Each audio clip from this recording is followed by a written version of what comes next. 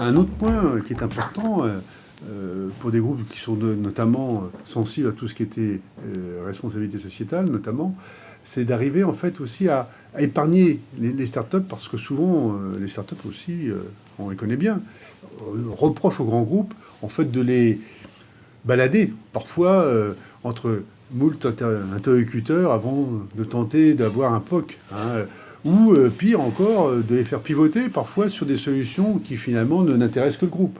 Donc il est très très important, effectivement aussi, que dans le dispositif que l'on met en œuvre avec les startups, qu'on ait un bon deal qui fasse qu'effectivement une sorte de respect mutuel entre le grand groupe et la startup, effectivement, et ce qui suppose donc une organisation bien adaptée aussi pour se mettre à disposition également des startups. Les startups, effectivement,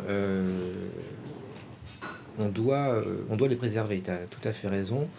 Et il y a à la fois les préserver sur un plan, j'allais dire, processus administratif, passer par les achats, ne pas pouvoir vendre l'effort pour faire un POC, ou devoir passer par toute une procédure qui est complètement déconnectée en termes d'effort pour obtenir un POC, c'est quelque chose qui rebute beaucoup de startups et qui peut les mettre en difficulté.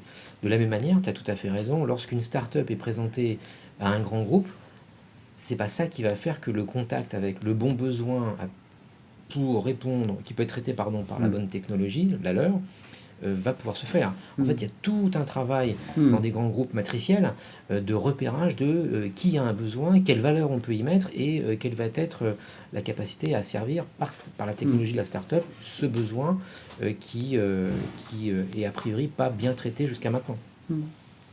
Et en plus, je pense que l'écosystème propre d'une start-up, en tout cas son biorhythme, est quelque chose qui est difficile à appréhender pour un grand groupe. Un mouvement de réduction de coûts, par exemple, pour un grand groupe, peut être, dans un contexte comme aujourd'hui le Covid, mortel pour une start-up avec qui il était en train de travailler. Tout à fait, oui. C'est vrai que la start-up n'est pas épargnée, et on en connaît actuellement, par cette situation. Tout à fait.